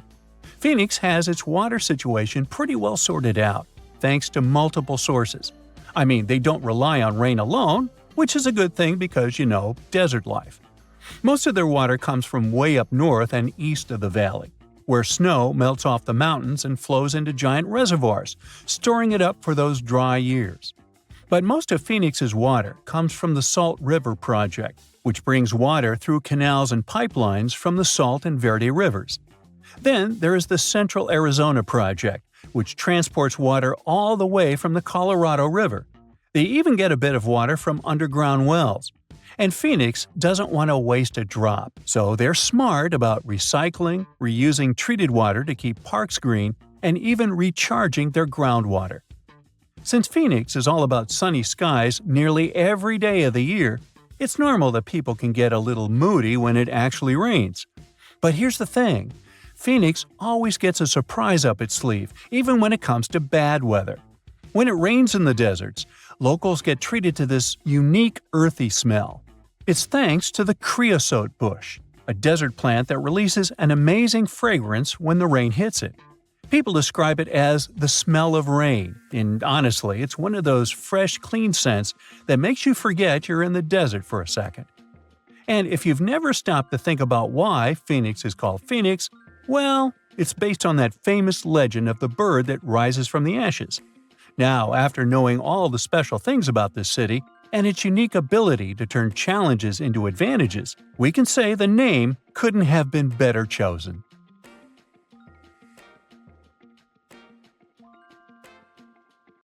Have you heard of Gobecletepe? It's an ancient site in Turkey that literally made historians rewrite history books. Over 11,000 years ago, a group of prehistoric humans crafted an enigmatic masterpiece that's even older than Stonehenge.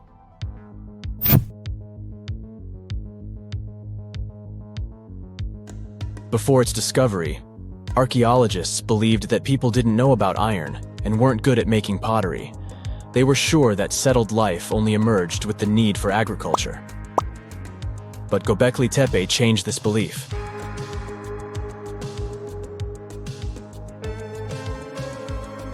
The place has revealed that it was the temple that paved the way for a settled life, not agriculture. Until this discovery, researchers believed that farming was the catalyst for sedentary living. Meet Professor Schmidt, the guy whose findings changed this theory. He managed to prove that hunter-gatherer communities laid the very foundations of this way of life.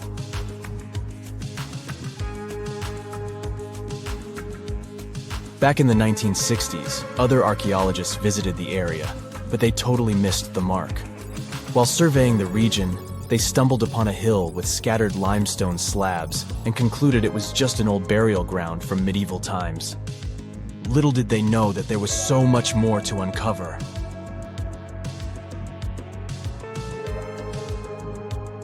In 1994, Schmidt embarked on his own survey of prehistoric sites in the area. Surprise! He instantly realized he had discovered something truly extraordinary. Unlike the nearby flat and barren plateaus, Gobekli Tepe had a gently rounded top, rising 50 feet above the surrounding landscape. Funny enough, the translation of this place's name is Potbelly Hill. Schmidt was sure only humans could have made something like this.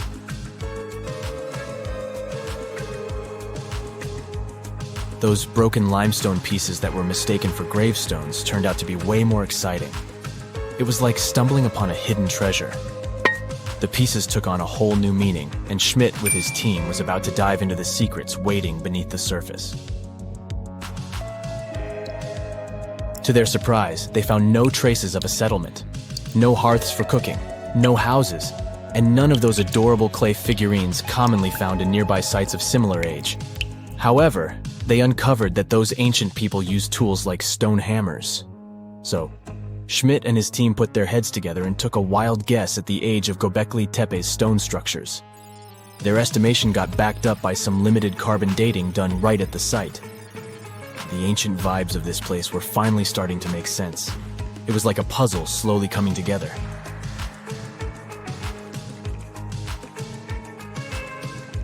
You may think that back then, people didn't have special tools to create something as cool as Gobekli Tepe. Not true. Turns out, these prehistoric folks used flint tools instead of fancy metal chisels.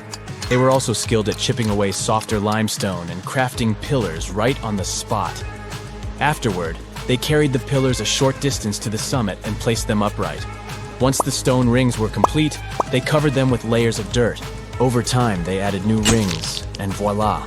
You've got a cool hill to impress people in the future.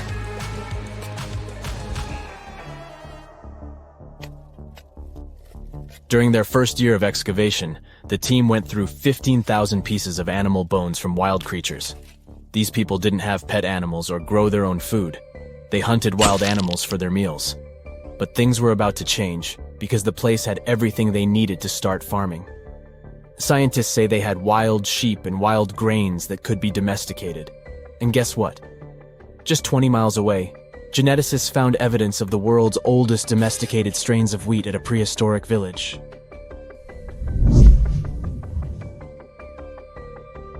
These amazing findings have completely changed how we view civilization. In the past, experts believed that people needed to learn how to farm and settle in one place before they could build temples and develop complex societies. But guess what? Schmidt's research flips that idea on its head. He claims that the incredible effort put into constructing these astonishing structures actually set the stage for the development of advanced societies. It means that societal and cultural changes happened before agriculture.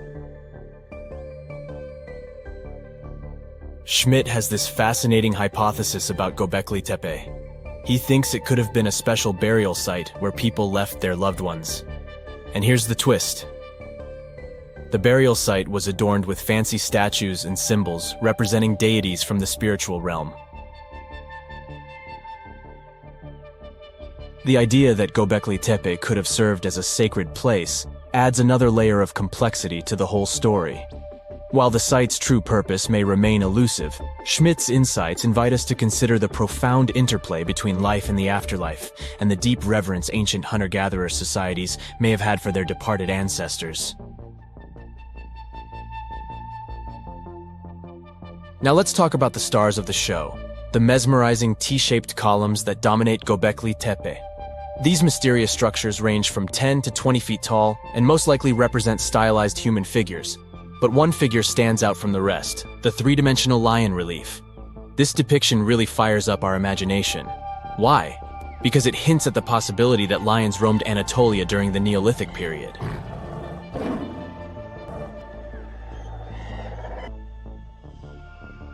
These standing stones are arranged in circles and placed in rectangular pits.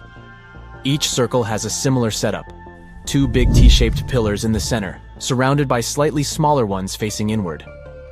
Talk about a stylish arrangement. These towering pillars reach a whopping 16 feet and weigh between 7 and 10 tons. Some pillars are plain and simple, while others are like works of art with intricate carvings.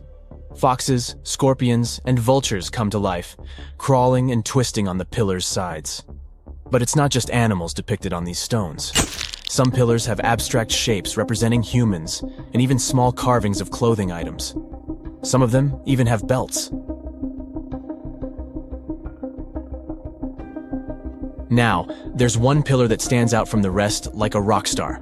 This super old stone pillar suggests that a comet crashed into Earth. It happened during a chilly period that lasted about 1,000 years. Previous studies examining Greenland ice cores hinted at this comet theory, but now the carvings at Gobekli Tepe prove it right.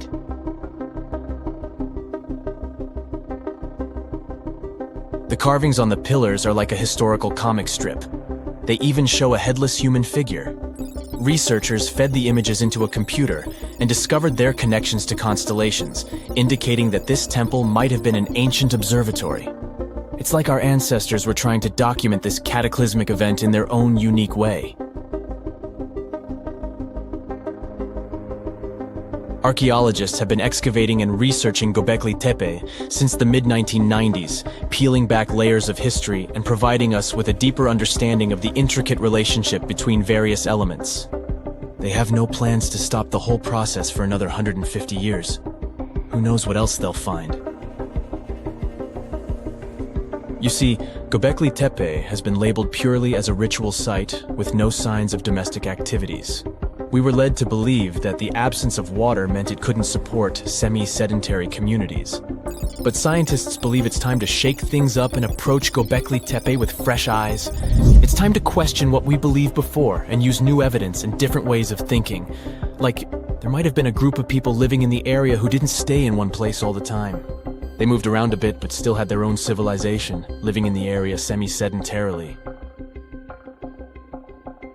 Gobekli Tepe is not just home to a single temple, but an astounding collection of over 20 ancient structures.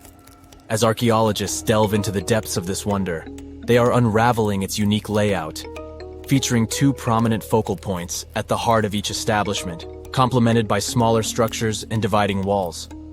What's even crazier is that in this area, there are over 200 obelisks, which are narrow tapering monuments.